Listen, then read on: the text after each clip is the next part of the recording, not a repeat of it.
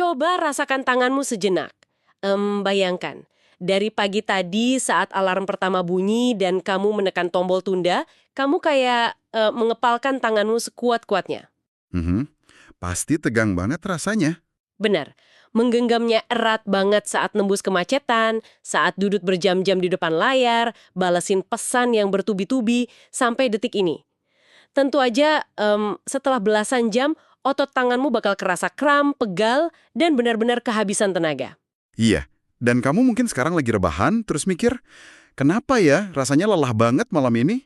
Padahal jawabannya mungkin sesederhana ini. Kamu lupa buat ngebuka kepalan tangan itu. Halo dan selamat datang di sesi penjelajahan materi kita malam ini. Kalau kamu lagi bersandar, memejamkan mata atau mungkin masih natap langit-langit kamar setelah lewat hari Senin yang panjang ini, ambil napas dalam sejenak. Kamu udah bertahan seharian ini dan yaitu pencapaian tersendiri. Anggap aja obrolan kita malam ini sebagai ruang aman buat kamu. Kita nggak akan nuntut kamu buat lebih produktif malam ini. Bener banget, kelelahan yang kamu rasain sekarang tuh valid. Dan di sini kita mau coba pahami itu, bukan ngelawannya. Obrolan kita malam ini bakal fokus ke sebuah ironi yang cukup indah dari riset neurobiologi terbaru. Ironinya adalah ketenangan yang selama ini kamu cari-cari, yang kamu kejar mati-matian, itu sebenarnya baru bakal datang pas kamu berhenti melawan, pas kamu ngelepasin kendali. Oke, mari kita urai ini pelan-pelan. Karena ada satu miskonsepsi besar yang sering kita percaya. Kita sering ngira lelah di malam hari itu murni karena fisik kita bergerak. Padahal, kita bisa ngerasa energi habis total biarpun seharian cuma duduk di depan laptop. Lelah mental ya. Betul, lelah yang nguras energi itu nggak selalu dari otot kita, tapi dari apa yang terjadi di dalam kepala kita. Ada rumus sederhana dari literatur yang kita bahas malam ini. Intinya gini, rasa sakit, entah itu stres atau kecewa, itu nggak bisa dihindari. Tapi penderitaan itu pilihan. Penderitaan baru muncul pas rasa sakit dikalikan dengan perlawanan kita. Nah, sisi neurobiologis dari rumus itu tuh presisi banget. Pas kamu nekan emosi, misalnya kamu lelah tapi maksa senyum, kamu lagi ngelakuin yang namanya penekanan ekspresif. Dan ini bukan cuma teori psikologi aja, ini proses mekanis yang ngabisin banyak tenaga di otak. Wow, jadi secara fisik otak kita kerja lebih keras. Iya, benar banget. Bagian otak depan kamu, korteks prefrontal yang ngatur logika, itu harus kerja keras banget buat terus-terusan ngerem amigdala kamu, yaitu pusat emosi dan rasa takut. Ini tuh mirip kayak aplikasi berat yang jalan di belakang layar ponsel kita nggak sih? Nah, analogi yang pas banget. Gimana tuh maksudnya? Layarnya kan dari luar kelihatan gelap, tenang, kayak ponselnya nggak ngapa-ngapain. Tapi di dalam prosesornya kerja keras banget, baterainya cepet habis, HP-nya jadi panas. Jadi pas kita maksa kelihatan baik-baik aja, kita beneran lagi bakar energi di otak cuma buat nahan topeng itu. Tepat. Otak butuh suplai glukosa sama oksigen yang masif banget buat nahan itu semua. Dan parahnya, perlawanan ini nggak cuma di otak. Sistem saraf simpatik kamu yang ngatur mode siaga atau fight or flight ikut nyala. Berarti seluruh tubuh ikut tegang ya? Tubuh kan nggak bisa bedain mana ancaman nyata kayak ada harimau di depan mata sama ancaman emosi yang lagi kamu tekan. Detak jantungmu diam-diam naik, tekanan darah juga. Jadi wajar kalau malam ini ototmu rasanya kayak habis lari maraton. Sistem sarafnya lagi perang sama diri sendiri. Benar, sistem sarafmu lagi perang. Tunggu, kalau secara biologis itu merugikan banget, kenapa kita lakuin? Maksudku, dari kecil kita diajarin budaya kalau kita tuh harus tegar kan? Kalau ngeluh capek dibilang lebay atau kurang bersyukur, gimana kita bisa ngadepin tekanan budaya ini? Itu dia konflik utamanya. Jembatan antara tuntutan budaya dan biologi kita ini yang bikin krisis kelelahan zaman sekarang. Sistem saraf kita tuh punya batasan.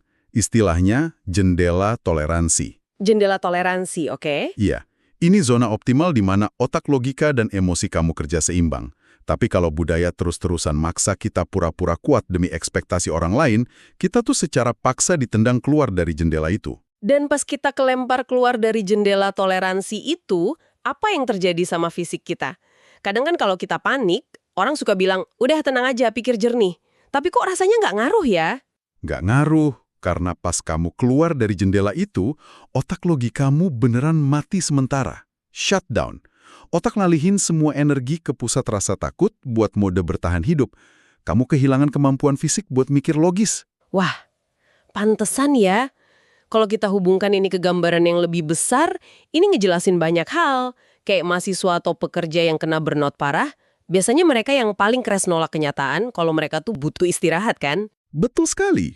Di level global, fenomena ini nyata banget. Di Jepang misalnya, ada karoshi, kematian mendadak karena kerja berlebih. Itu bentuk ekstrim dari ngelawan batasan tubuh demi tuntutan perusahaan.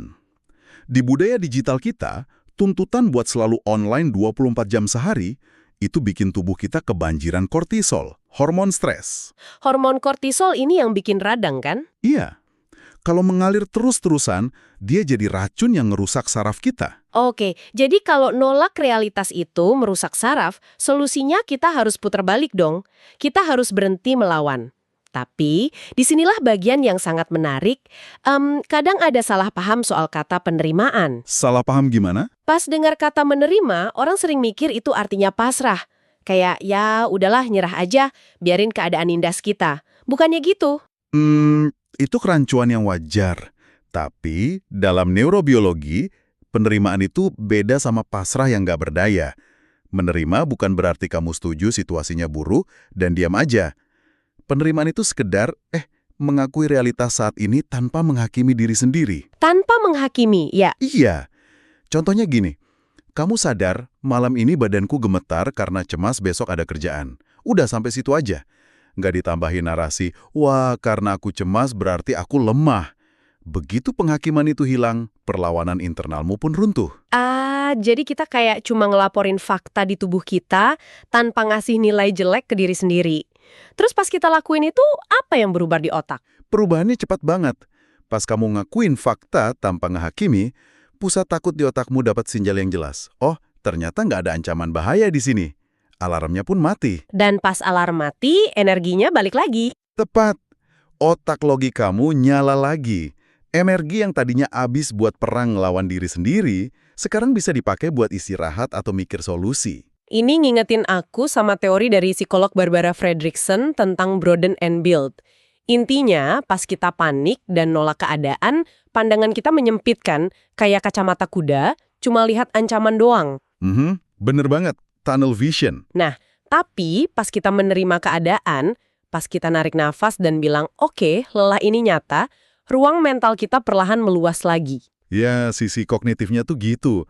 Emosi netral yang muncul pas kita ngerasa aman karena menerima keadaan, itu benar-benar memperluas jangkauan pikiran kita. Kita jadi bisa lihat solusi yang tadinya ketutup sama kepanikan. Ketenangan ngasih kejernihan, dan kejernihan itu yang bikin mental kita tangguh. Wah, teorinya elegan banget. Tapi mari kita bawa ini ke praktek yang aplikatif buat malam ini. Buat kamu yang lagi dengerin, teori soal otak mungkin menarik. Tapi apa yang bisa kamu lakuin detik ini juga pas bahumu masih kaku dan pikiranmu masih lari kemana-mana? Literatur kita ngasih semacam kotak P3K yang bisa langsung dipakai. Betul, ada langkah-langkah praktisnya. Strategi pertama itu namanya labeling. Labeling, mengubah emosi jadi label. Ya, sekedar ngasih nama ke emosi yang kamu rasain detik ini. Nggak usah diucapin keras-keras, cukup di dalam hati. Kayak, dada tuh kerasa sesak, atau aku ngerasa kewalahan. Data dari pemindahan otak nunjukin, cuma dengan ngasih nama ke emosi itu, aktivitas di pusat rasa takut langsung turun. Cuma dengan dilabeli? Karena kamu mindahin proses dari pusat takut ke pusat bahasa di otak. Itu otomatis nurunin intensitas emosinya. Sesederhana mengubah emosi yang nggak berbentuk jadi kata-kata ya. Keren banget.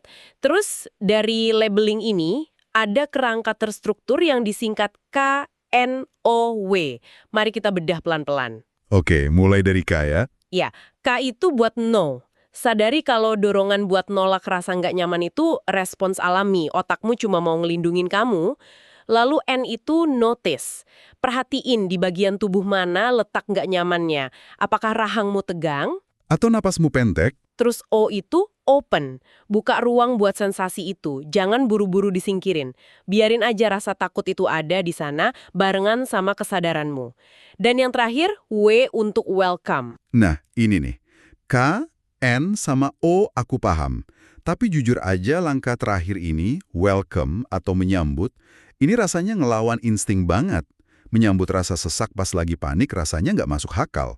Emang otak kita beneran nyuruh kita meluk kepanikan itu alih-alih ngebuangnya? Justru insting buat ngebuang kepanikan itulah yang bikin paniknya nggak selesai-selesai.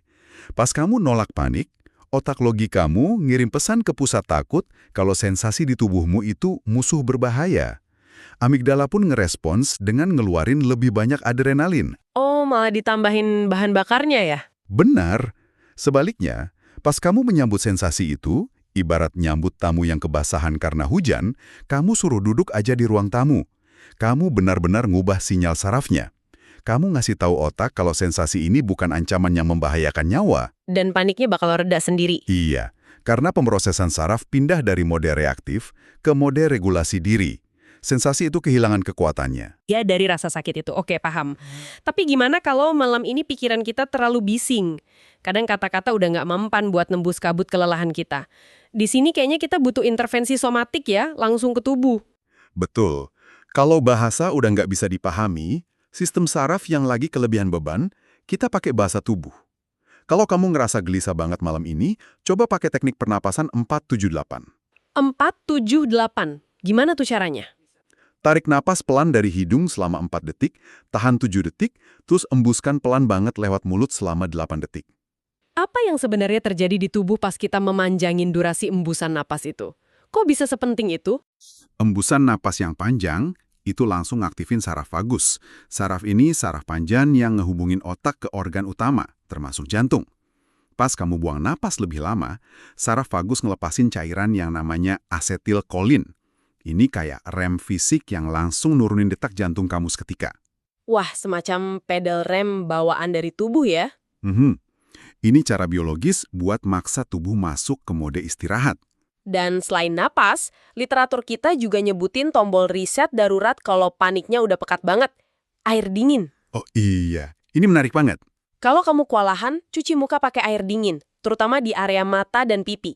Ini bakal memicu yang namanya refleks menyelam mamalia, sisa evolusi kita.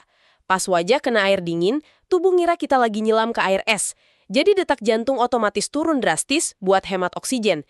Cara paling cepat meretas sistem saraf kembali tenang. Betul. Intervensi fisik ini kuat banget, karena kerja di luar kendali pikiran sadar kita.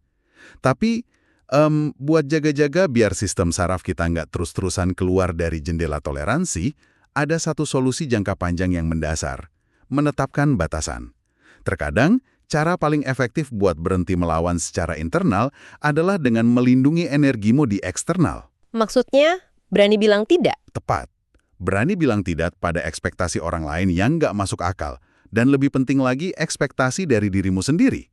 Malam ini, berhentilah ngerasa harus nyelesain semua kecemasan hari esok sekarang juga. Kamu nggak wajib balas semua chat kalau itu ngorbanin kewarasanmu. Bikin batasan itu bentuk penerimaan kalau energi kamu tuh terbatas. Dan itu bukan kelemahan. Oke, mari kita tarik napas sejenak, lihat gambaran utuhnya. Jadi, apa makna dari semua neurobiologi, sistem saraf, dan teknik ini buat kamu malam ini? Ketenangan sejati bukan berarti nggak ada masalah, bukan ruang hampa yang semuanya sempurna. Ketenangan itu titik di mana kamu nggak lagi nolak kenyataan yang lagi terjadi di dalam dirimu.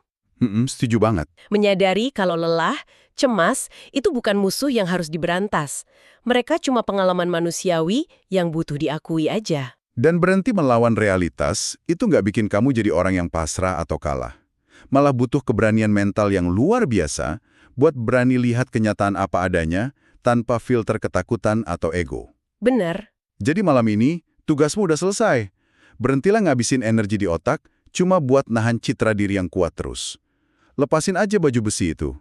Izinkan sistem sarafmu yang udah kerja keras ngelindungin kamu dari pagi, buat akhirnya bernapas, istirahat, dan pulih. Sebagai penutup dari ruang aman kita di Senin malam ini, coba renungkan satu pertanyaan lembut ini sambil kamu pelan-pelan memejamkan mata dan mengendurkan bahumu.